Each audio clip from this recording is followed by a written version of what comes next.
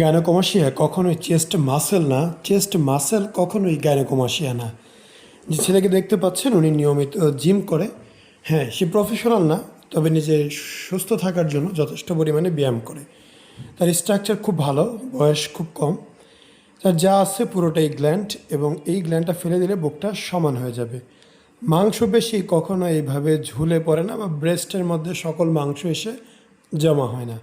So গাইনোকমাসিয়াকে অবশ্যই কখনো মাংস ভাববেন না, বা নর্মাল চর্বিও ভাবা যাবে না। এই বিষয়টাই ভিন্ন। আমরা ওনার সার্জারি করেছি। সার্জারির 2 দিন পরে একটি সাধারণ অবস্থায় পরিপূর্ণ ফলাফল পেতে 3 থেকে 8 মাস সময় লাগবে। জাস্ট একটি সাধারণ অবস্থা আমরা উপস্থাপন করব। পেশেন্ট যদি ভবিষ্যতে আমাদের এইখানে আসে, আমরা আপনাকে দেখানোর চেষ্টা করব কীরকম কী রেজাল্ট হলো।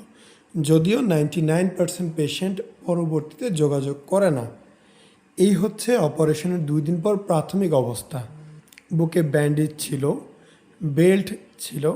সেই চাপে বুকের দাগগুলো বুঝতেই পারছেন যে বেল্ট এবং ব্যান্ডেজের দাগগুলো বোঝা যাচ্ছে।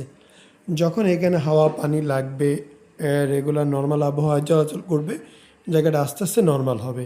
আপনি সারাদিন যদি পায়ের মধ্যে জুতা বা মোজা পরে থাকেন, দেখবেন পা সাদা হয়ে গেছে, দাগ হয়ে গেছে। আর এইখানে 2 দিন যাবৎ বুকে ব্যান্ডেজ এবং বেল ছিল, সেক্ষেত্রে অবশ্যই বুকটা চেপে আছে। আস্তে আস্তে নর্মাল হয়ে যাবে। আমরা কখনোই বলবো না অপারেশন করার সাথে সাথেই সব ওকে হয়ে যাবে, কখনোই হয় না।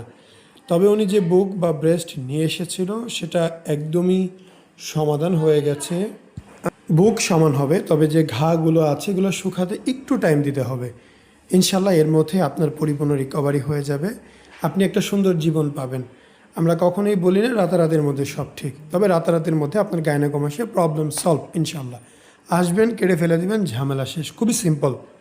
আমাদের এইখানে 2012 থেকে অপারেশন করা হয়, সেই কারণে আমাদের কাছে ডাল ভাতের মতোই। বাট অনেকের ক্ষেত্রে এটা যারা বছরে 2-1টা করে তাদের জন্য অনেক কষ্ট।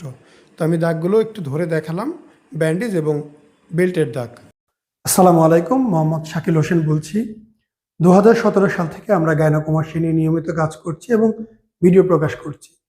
এই চ্যানেলে যারা নতুন এসেছেন, আপনাদের কাছে অনুরোধ থাকবে আমাদের এই চ্যানেলটি আপনারা ভালোবাসা দিবেন এবং সাবস্ক্রাইব করবেন। এবং যারা অলরেডি সাবস্ক্রাইব করেছেন তাদেরকে অসংখ্য ধন্যবাদ। আপনারা কমেন্টের মাধ্যমে আপনাদের মতামত জানাবেন। ধন্যবাদ।